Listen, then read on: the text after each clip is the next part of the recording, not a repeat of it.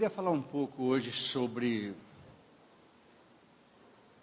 restauração focada na eternidade. Por quê? Porque nós entendemos pela palavra que Deus sempre projetou a eternidade para todos nós. Quando Deus chamou Abraão, Deus diz: Abraão, deixa a tua terra e vai para a terra aonde eu te mostrarei. Quando Deus tirou o povo de Israel da escravidão do Egito, Ele o fez com um propósito, de que o povo pudesse chegar à terra da promessa. A graça de Deus em Cristo para conosco não é diferente. O propósito divino redentor é para que todos sejam salvos e ninguém se perca. É assim o foco que a palavra estabelece. E nós não podemos pensar diferente. Por exemplo, a grande alegria do nosso coração e a responsabilidade que essa igreja tem em sua área pastoral é que toda essa igreja seja salva, nenhum se perca. Você entendeu o que eu falei?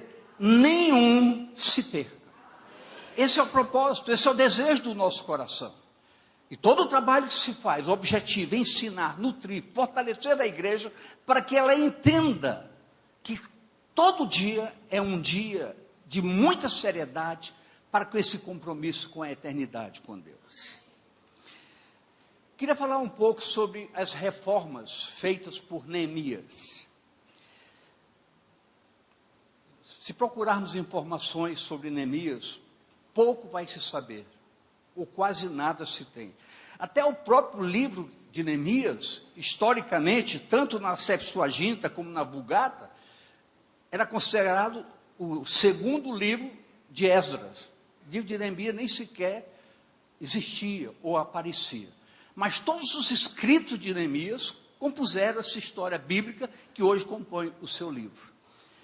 O que significa o nome Neemias? Neemias significa a quem o Senhor conforta, ou seja, Yahvé tem consolado. Tudo isso tem um fundamento, porque o livro de Esdras e de Neemias, eles vieram acender um fio de prosseguimento da história de Israel. No livro de Crônicas, o livro dos reis, fala sobre todos os reis, sobre a desobediência de Israel, reis bons, reis maus, e o cativeiro aconteceu e todo Israel foi para o cativeiro babilônico. Tanto é que o próprio Esdras nasceu na Babilônia, no cativeiro babilônico. Mas esse fio que eles reacenderam foi para mostrar que Deus jamais abdica dos seus planos. Deus jamais esquece os seus planos. Em Neemias 13, 30 e 31, diz o seguinte: assim os alimpei de todos os estranhos e designei os cargos dos sacerdotes e dos levitas, cada um na sua obra. Como também para as ofertas da lenha em tempos determinados e para as primícias. E por causa disso, lembra-te de mim, Deus meu, para o meu bem. Tanto Esdras como Neemias, apesar do cativeiro, apesar de estranhos ao reino em Jerusalém, o foco do compromisso com Deus, da intimidade com Deus, de uma consciência de que uma vida de oração e de meditação jamais nos isenta ou nos afasta dos projetos divinos, isso fez com que se acendesse na mente de Neemias o desejo de reconstruir o que o tempo estava destruindo. Deus, entendamos todos nós, objetivando concretizar a sua obra chamada obra restauradora, usa homens e mulheres segundo a sua vontade soberana. Então eu queria que você olhasse para a pessoa do seu lado, seja homem, seja mulher, e diga para ele: Deus pode lhe usar a qualquer momento. Então é importante que nós saibamos que a igreja como um todo é chamada a uma disponibilidade, para que Deus surpreendentemente para nós, não para ele, nos chame, nos convoque, para momentos tão preciosos. Para isso, preciso que haja uma disponibilidade. Quem aqui está disponível a ser um instrumento nas mãos de Deus para louvor da sua glória e para exaltação do seu nome? Todos, graças a Deus. Neemias nada mais era do que copeiro do rei da Pérsia. Um mero copeiro. Servia à mesa do rei. Era um assalariado e, segundo os escritos, ele era um homem bem sucedido. Chamado por Deus, largou tudo a fim de reedificar Jerusalém, que estava em ruínas. O povo estava em miséria, os muros derribados, suas portas queimadas. Podemos dizer, o caos. Neemias 1, 2 e 3.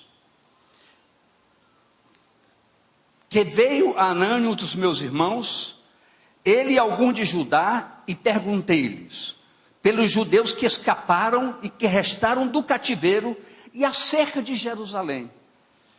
E disseram-me, os restantes que não foram levados para o cativeiro, lá na província estão em grande miséria e desprezo, e o muro de Jerusalém fendido, e as suas portas queimadas a fogo. Entendemos algo? Os instrumentos fundamentais usado por Neemias para agir em obediência ao chamado do Senhor foram, ou seja, para eu e você, para nós entendermos o que Deus precisa em nós para sermos utilizados, usados para a obra que o Senhor demanda tão imediatamente para todos nós. No domingo próximo passado, nós aqui fomos deliciados com a ministração sobre níveis de adoração. Eu não acredito que que uma pessoa sequer não tenha sido sensibilizada. Porque quando nós entendemos o que é adorar a Deus, o que é se prostrar na presença do Senhor, essa igreja, quando entender dinamicamente o que é isso, jamais abrirá mão de momentos preciosos em cada dia, de se deleitar na presença do Senhor. Ninguém vai se arrepender disso, pelo contrário, você vai cada dia multiplicar. Ontem foi meia hora, hoje vai ser uma, amanhã vão ser duas. Por quê? Na presença do Senhor há abundância de alegria. Mas escute, quais esses instrumentos necessários para que esse fato seja uma realidade? Em primeiro lugar, paixão pela causa. O que foi que eu disse, por favor? Eu escrevi aqui, é fundamental entendermos que quando nos aprofundamos na intimidade com Deus, é impossível não nos apaixonarmos. É impossível. Homem, mulheres, jovens, adultos, você que acredita naquela música que o homem não chora, você vai entender, porque não conhece o Senhor. Porque quando nós conhecemos o Senhor, chorar é alegria, chorar é prazeroso, é descarregar, é experimentar, é usufruir momentos preciosos de delícia, que só quem se aproxima pode entender. Então, Neemias tinha paixão, era apaixonado pelo Senhor que ele servia. Neemias 1:4.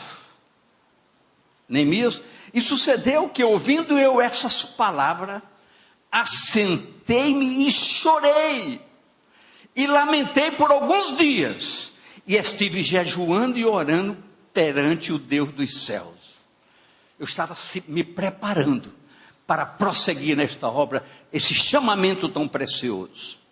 Em segundo lugar, responsabilidade moral para com as coisas de Deus, buscando diretrizes capazes de permitir que essa condição moral nos permita andar de cabeça erguida. Neemias 1, 5 e 6. E disse: Ah, Senhor Deus dos céus, Deus grande e terrível, que guarda o conserto e a benignidade para com aqueles que te amam e guardam os teus mandamentos.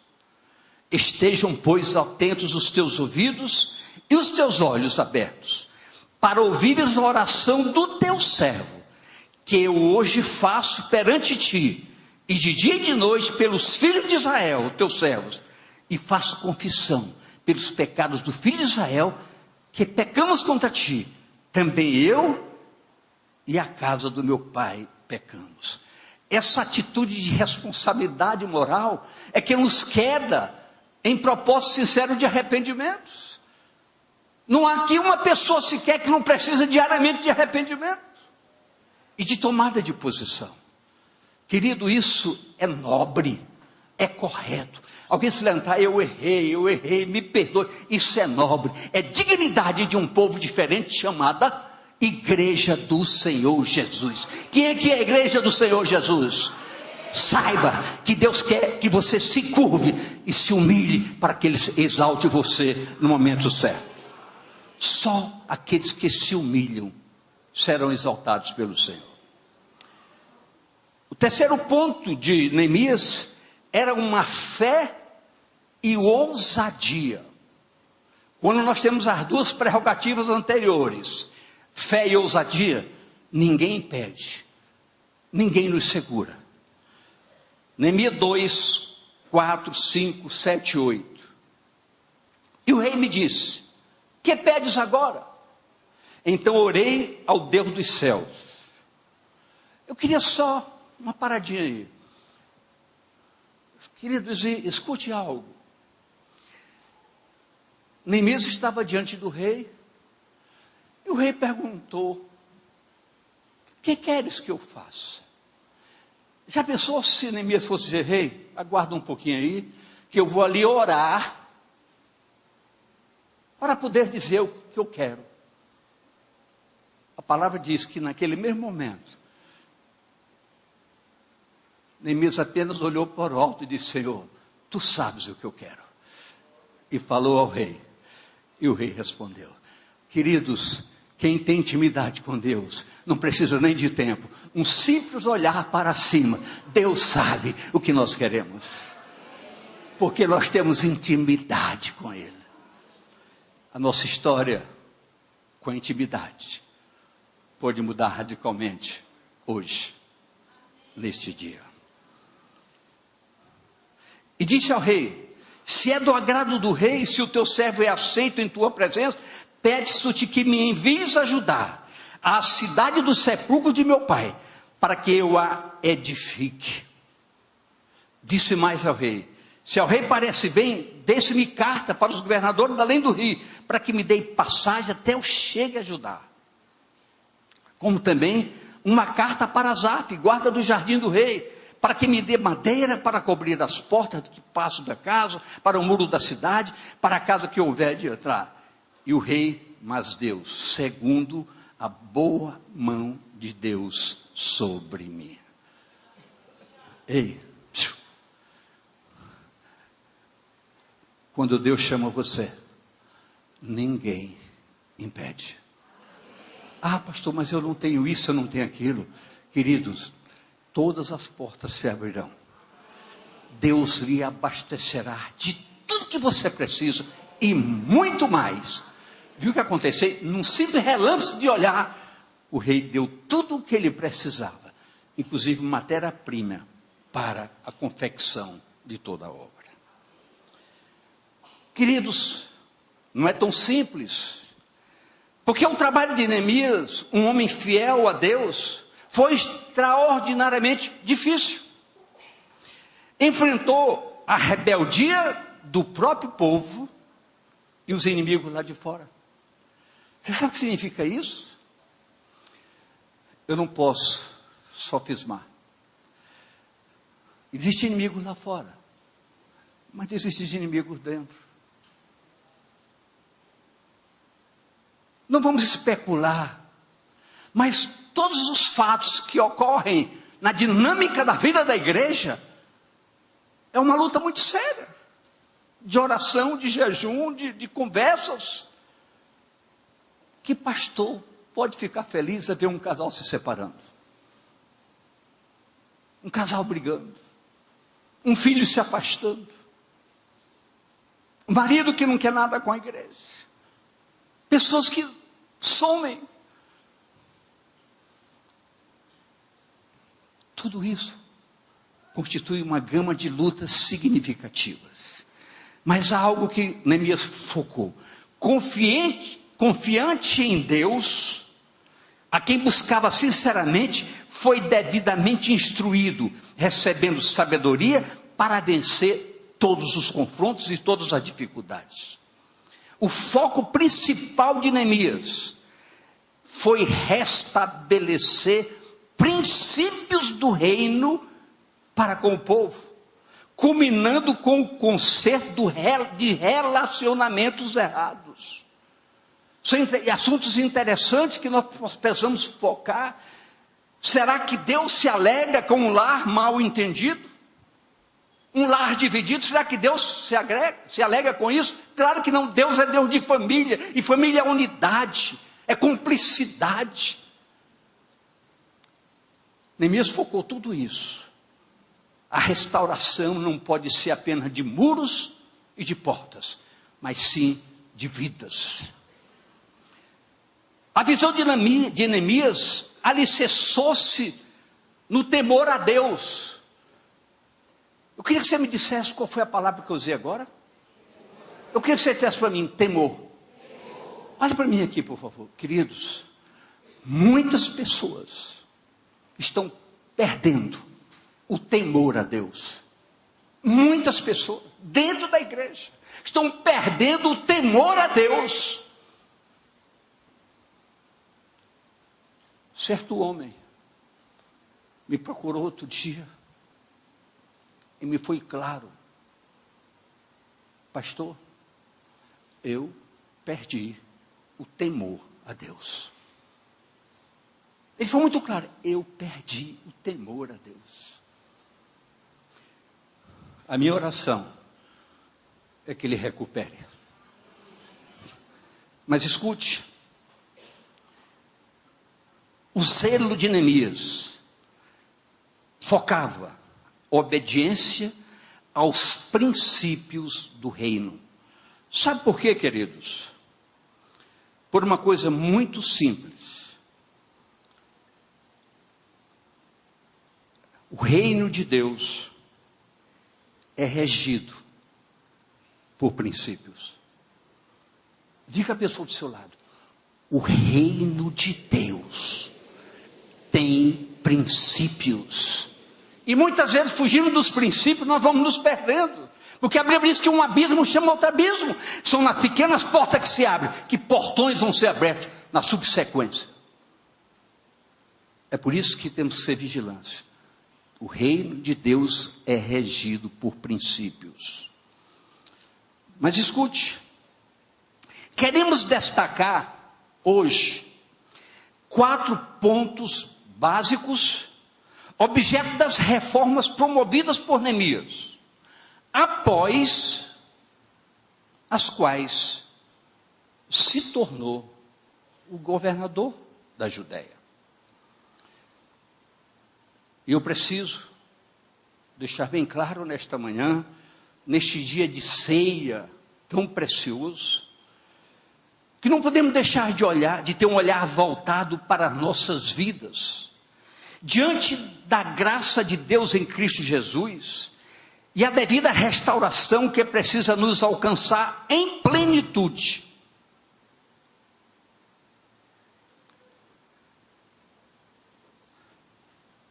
Restauração que nos permita orientar nossas vidas na jornada de cada dia. Primeira decisão de Neemias: limpar tudo. O que eu falei? Limpar tudo.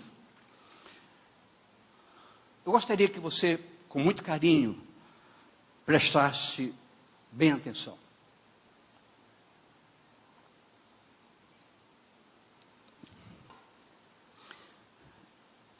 eu não quero enumerar nada, eu não quero fazer nenhuma citação, mas eu gostaria que cada pessoa que está aqui nessa manhã aproveitasse a oportunidade deste dia para dar um passo mais coerente, definido, no que diz respeito ao temor e ao zelo aos princípios do reino. Não há como qualquer pessoa caminhar com pendências. Você ouviu o que eu falei? Olhe para a pessoa do seu lado, diga, ninguém, olhe mesmo e diga, ninguém pode caminhar com pendências. Agora eu não posso focar nada, eu não posso enumerar nada, mas você sabe o que significa pendências. Você sabe. Você sabe se você está com pendências. Você sabe se você está com relacionamento errado. Você sabe se você está dando passos contrários às palavras de Deus. Ah, mas eu não concordo. Deus não está preocupado com que você concorde. Deus quer que você mude essa história, porque Deus lhe aguarda lá no céu para a eternidade. Pense nisso hoje como nunca. É tempo de decisão. É tempo de limpar com seriedade e severidade. A transformação da graça de Deus gera vida nova, espírito novo, o ser uma verdadeira nova criatura. São perguntas que ousada e corajosamente precisamos fazer para nós. Queridos, analisando sempre as nossas conversas pastorais, a programação dos púlpitos, por alguns pastores que ocupam os púlpitos, hoje outro ocupa outros espaços, todos os espaços precisam ser preenchidos, mas eu sempre vejo em mim a responsabilidade de ser mais incisivo, até mesmo de deixar cair sobre a minha costa aquilo que precisa ser dito com dureza, porque o calejado está acostumado, e uma coisa eu sei, a verdade nunca desagradará o nosso coração para com o nosso Deus. É preciso isso. Essa limpeza é fundamental. Neemias, por sua fidelidade e sinceros propósitos para com o Senhor, sabia o porquê dos muros caídos e das portas queimadas. Neemias sabia o porquê. Não foi de graça, foi por causa de desobediência, de erros, de pecados. Sabia também, e sabemos todos nós, acima de tudo, o coração de Deus para com a igreja do Senhor Jesus. O coração de Deus é sedento para receber a presença de todos nós, diariamente, batendo na sua porta. Uma igreja que ora, uma igreja que medita, ninguém bloqueia. Escute, Jeremias, no capítulo 18, 7 e 8, nos ensina.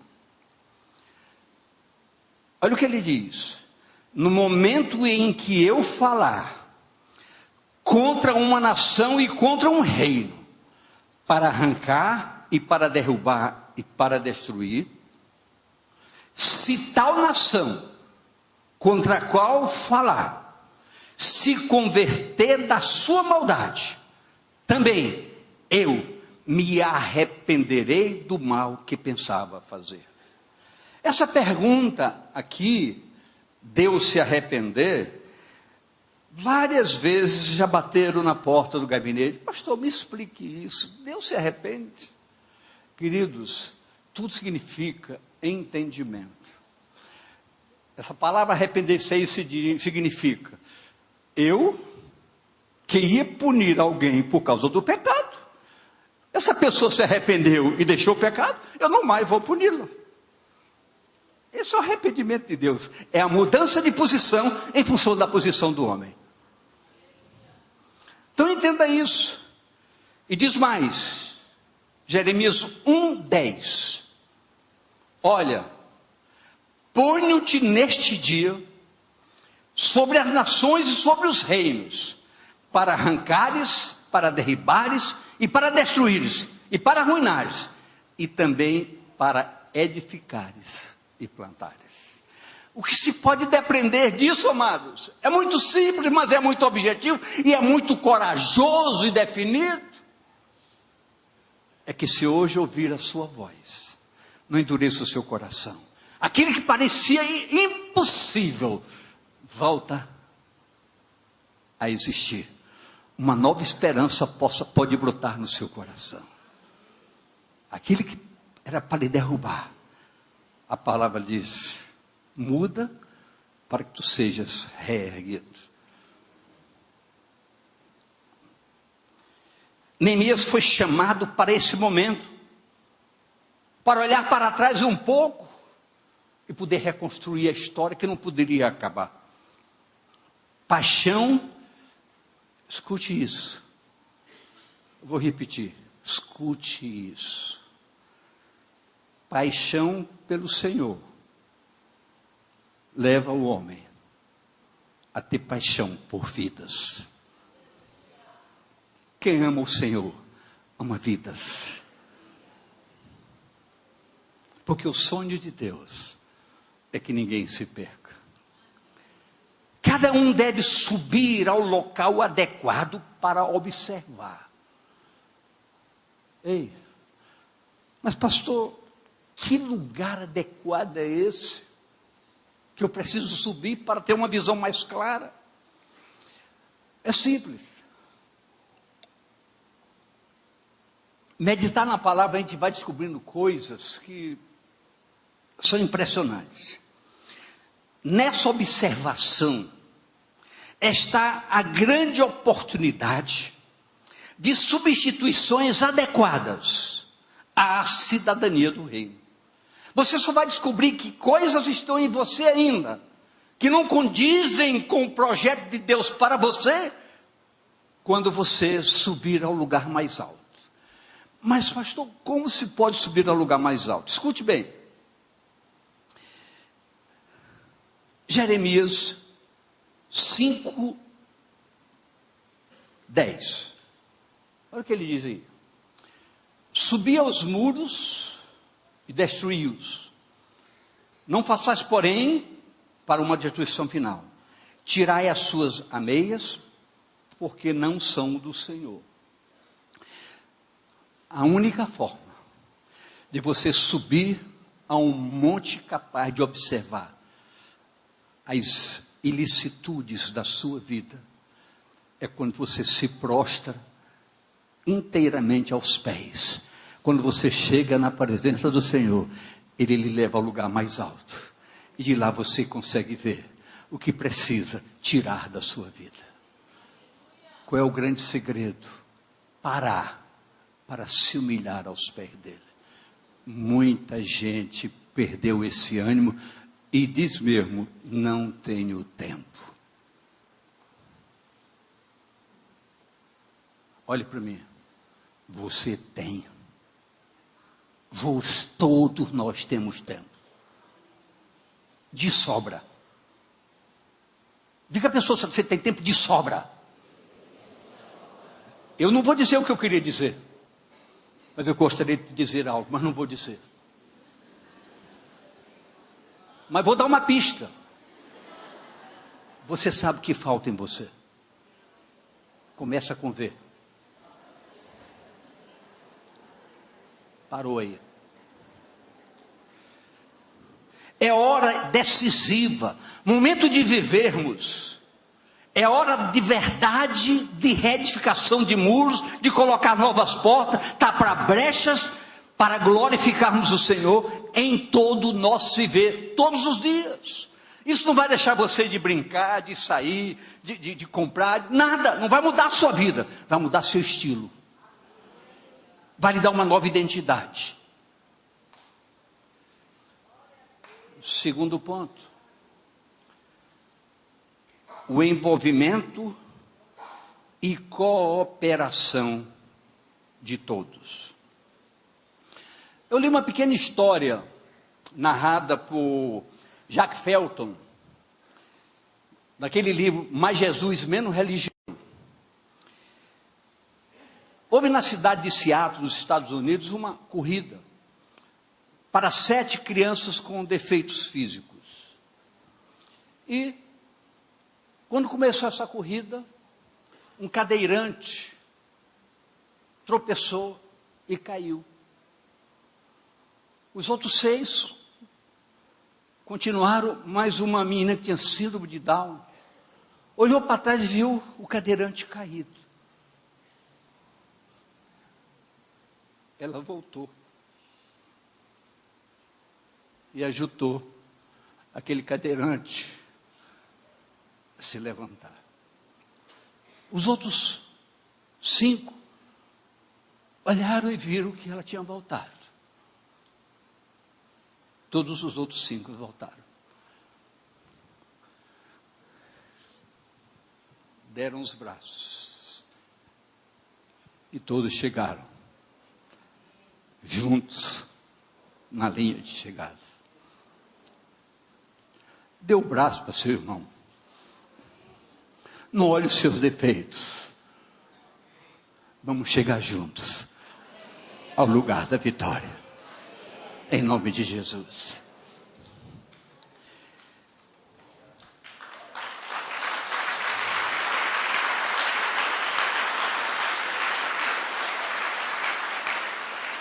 Escute. Neemias envolve a todos na reedificação.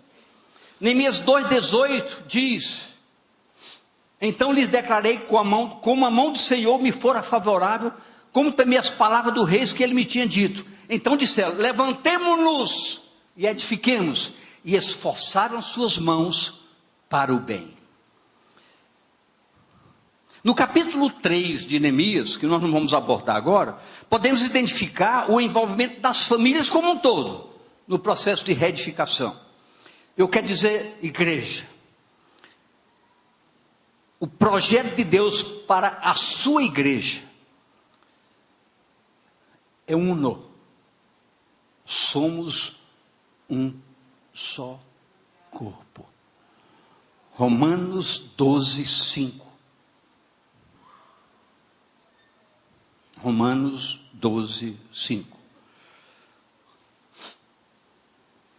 Se eu não dei, perdoe. Coloque aí. E assim nós, que somos muitos, dê a mão à pessoa do seu lado, somos um só corpo em Cristo. Mas individualmente, somos membros um dos outros. Todos são chamados a esse propósito glorioso de ajudar a resgatar vidas da condenação para a salvação. Somos qualificados como agentes edificadores, como casa espiritual, como sacerdócio santo, para uma obra especial. Em 1 Pedro 2, 5, 9 e 10 diz: vós também, como pedras vivas, sois edificados casa espiritual e sacerdócio santo, para oferecer sacrifícios espirituais agradáveis a Deus por Jesus Cristo. Mas vós sois geração eleita, sacerdócio real, a nação santa, o povo adquirido, para que anuncieis as virtudes daquele que vos chamou das trevas para a sua maravilhosa luz.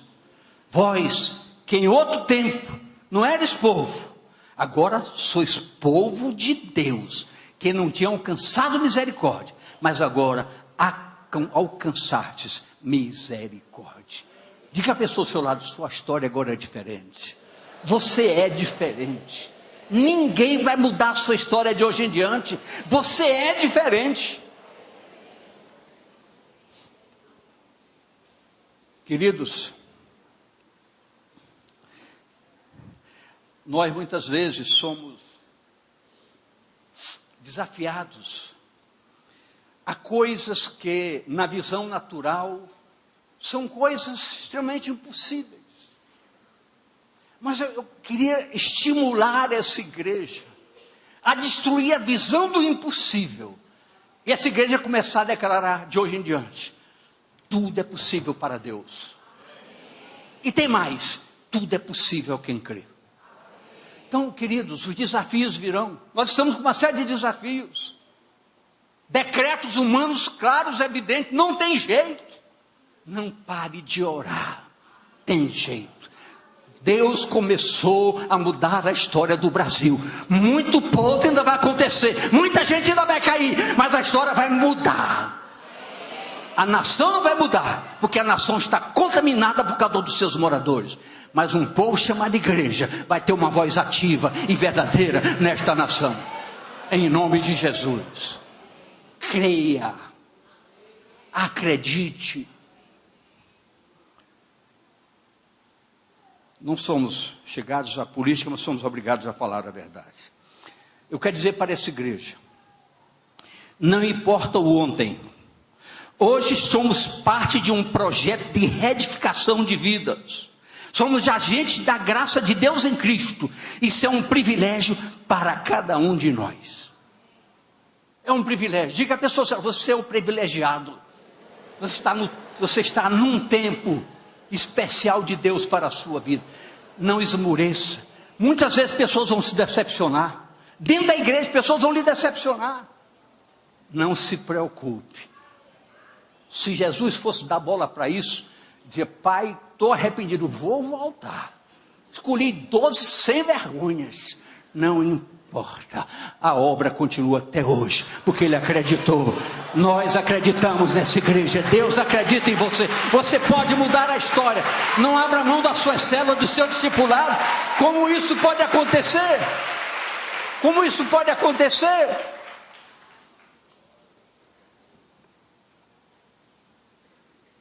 Em terceiro lugar, provisões, abastecimento. Neemias 2, 7 a 8 diz: disse mais ao rei: se ao rei parece bem, desse-me cartas para os governadores da além do rio, para que me dê passagem até que chegue a Judá. Como também uma carta para Asaf, guarda do jardim do rei, para que me dê madeira para cobrir as portas da praça do pátio da casa, para o muro da cidade e para a casa que houver de entrar. E o rei mais deu, segundo a boa mão de Deus sobre mim. Queridos, Deus tem em cada um de nós provisões suficientes para sermos agentes da sua vontade.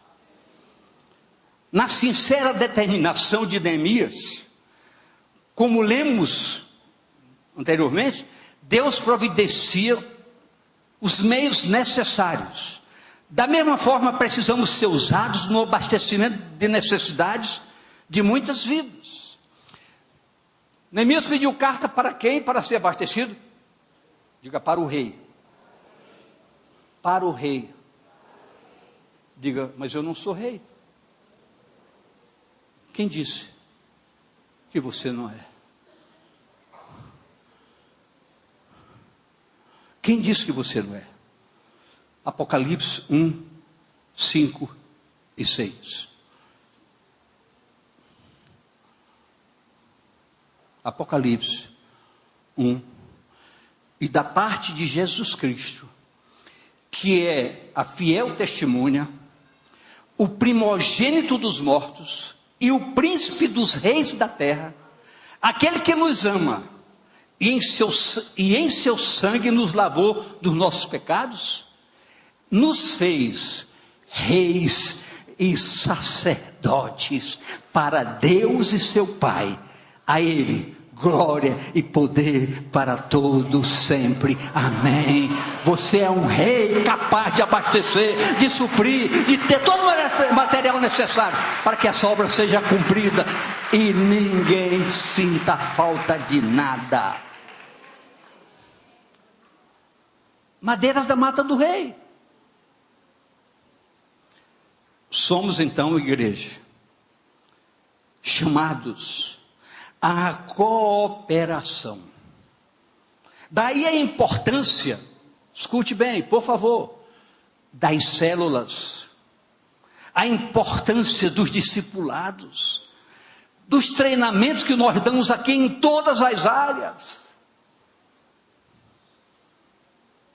Contudo, a palavra e a oração são os instrumentos imprescindíveis na preparação, através da ação do Espírito Santo, em cada uma de nossas vidas.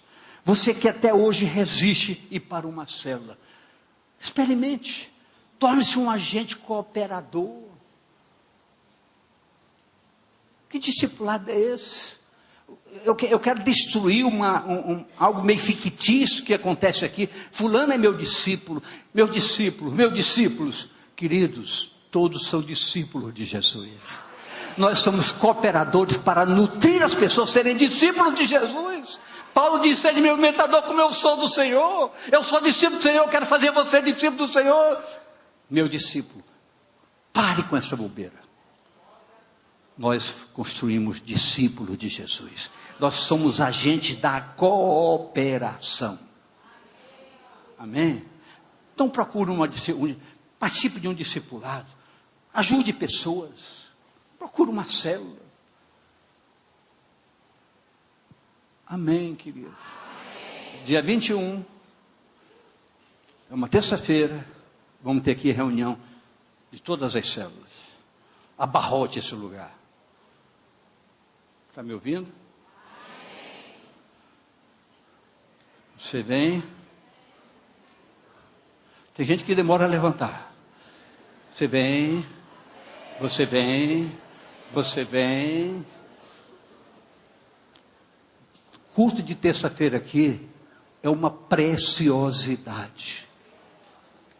Quem quis saber de um relacionamento correto, marido e mulher, perdeu na terça-feira passada, porque não esteve aqui.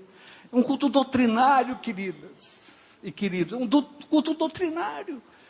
É culto que se mexe em prerrogativas da palavra. Mude o seu quadro. Abra um espaço. Você tem tempo.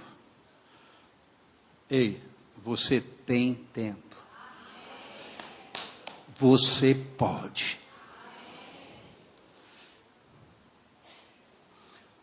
Quarto e último item. Depender de Deus em plena confiança e fidelidade através da busca da sua presença. Neemias enfrentou inimigos,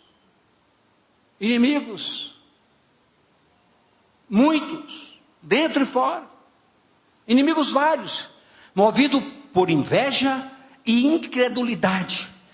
Todavia, para com esses inimigos, olha que como Neemias agia. Neemias 2:20. Então lhe respondi e disse: o Deus dos céus é o que nos fará prosperar.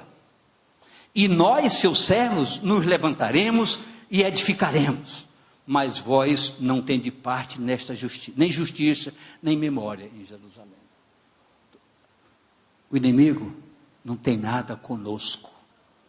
E tem um detalhe: ele não vai nos tocar, porque quando Deus opera, ninguém pode impedir. Seu inimigo já está vencido, você que não descobriu. Você ainda não descobriu. Aí fica dando valor para ele. Quando Deus opera, ninguém pode impedir. Logo, amados, precisamos estabelecer nosso foco essencial.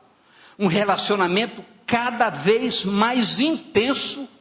Eu falei intenso com o Senhor. Crer verdadeiramente que Ele é a nossa vida. Pergunta a pessoa: você sabia que Ele é a sua vida? Então eu vou dar 3 tópicos bíblicos para você hoje. Está na hora da ceia, estamos chegando ao fim. Romanos 5:10. Primeiro, porque se nós, sendo inimigos, somos reconciliados com Deus, pela morte de seu Filho, muito mais, estando reconciliados, seremos salvos pela sua vida. Segundo tópico, Romanos 6:8. Ora, se já morremos com Cristo, cremos que também com Ele viveremos. Ele é a nossa vida. Terceiro tópico, Efésios 2:1-5. E nos vivificou, estando vós mortos em ofensas e pecados. Ou seja, Ele nos deu uma nova vida. estando nós mortos em nossas ofensas, nos vivificou juntamente com Cristo. Então, Cristo, e tem um texto que eu não dei, mas Colossenses 3,4 diz categoricamente, quando Cristo, que é a nossa vida, se manifestar, seremos,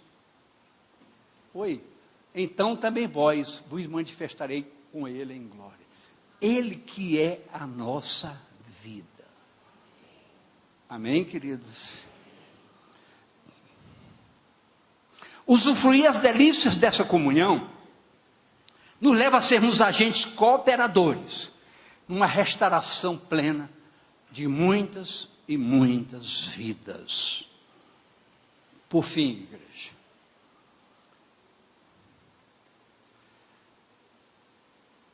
como reformas no natural melhoram aparências, o que a gente vai fazer dentro de poucos dias aí na nossa fachada, com a sua cooperação, está na hora de você estar aqui, me ajuda.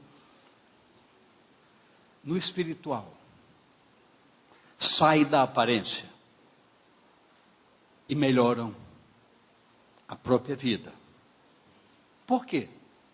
Porque a ação sobrenatural de Deus transforma o interior para a morada de Deus em espírito. E é o que Ele quer de você. Fique de pé.